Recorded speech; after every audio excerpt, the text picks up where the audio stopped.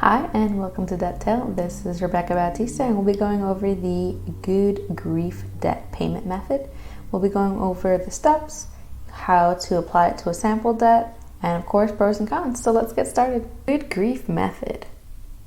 Step 1. Evaluate the reasons behind each of your debt accounts. What I mean by this is look at each of your loans and or lines of credit, credit cards, debts, and you want to think of the reason behind why you have that particular debt. And that is what I mean by evaluate the reasons.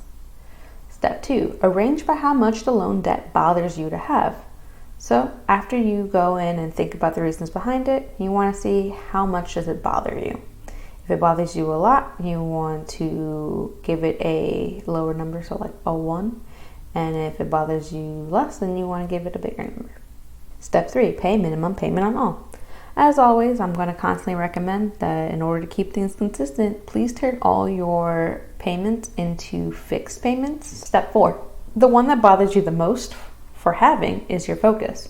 So if there's a debt in particular that really bothers you because you feel like you got it for a reason that you don't agree with, it doesn't align with your values, it was a silly mistake, or makes you feel as though you were irresponsible in some regard and it just bothers you, that's the one that you want to focus on because it's going to give you a bigger psychological relief once you no longer have it looming over you. As always, if you can pay extra, you want to pay it towards that focus loan. Step 5, once paid off, roll over its payment to the next debt that bothers you. Step 6, repeat these steps until they're all paid off.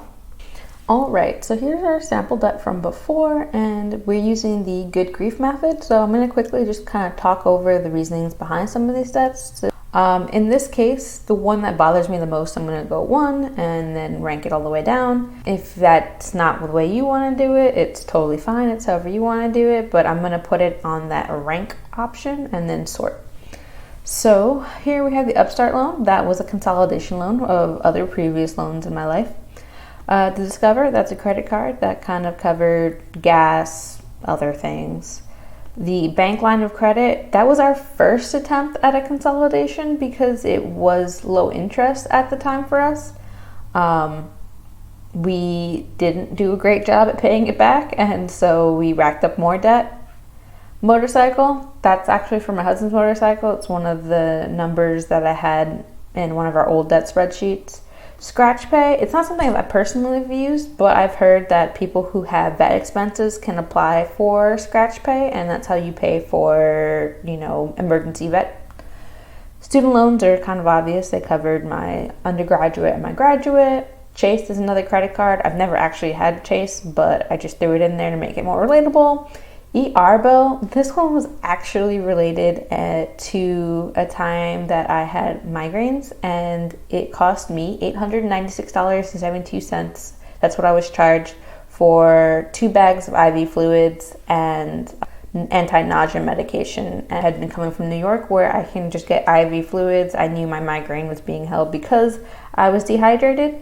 And so to get hit with an $896 bill for 2 bags of IV fluids drove me insane. So for me, in that case, the bill would be the number one thing that I would pay off. The scratch pay, that personal loan, that was actually kind of based on a scenario in which one of our cats had a urinary blockage, and that was the cost to fix it. A urinary blockage in cats could kill them. And so it was an unexpected expense, and we had to put it on a credit card at the time. Personally, my student loans don't bother me to have, so I would have them ranked lower. So looking at this list, the second thing that would bother me the most would be this bank line of credit, because as I said before, that was our first attempt at debt consolidation and it failed. So it's lower balance. I would go for that one next. Then I would probably tackle the scratch pay because, again, my cat.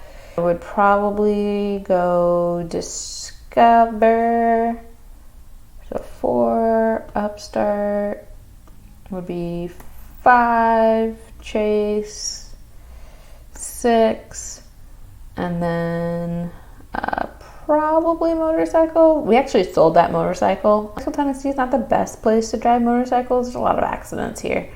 So that would be 7. And then to make my life easier, Alright, so that's me going over the good grief method and arranging it based off what bothers me the most. Column for rank, right click it, then I would sort sheet A to Z, smallest to largest, because I ranked it 1 to 11, so 1 would be the one that bothers me the most and 10 would be the one that bothers me the least. If you did it reverse and the bigger number meant it bothered you more, well then you would do the reverse and go highest to lowest. So in this case, I would pay the ER bill, the bank line of credit, scratch pay, discover, etc., etc. So yeah, that's how you apply the good grief method. And pros and cons. Pros to the good grief method is the fact that this is probably the most psychologically beneficial method because you are coming into terms with why you got into debt and picking the ones that bother you the most. So therefore, paying them off first will give you more relief and therefore further motivate you. Cons are, well, it's kind of a method where you just pick what feels good and what feels bad and just chug along that way. There's no true mathematical or statistical reasoning as to why we're picking these things. It's just emotionally what feels better. And therefore, you might not be saving money.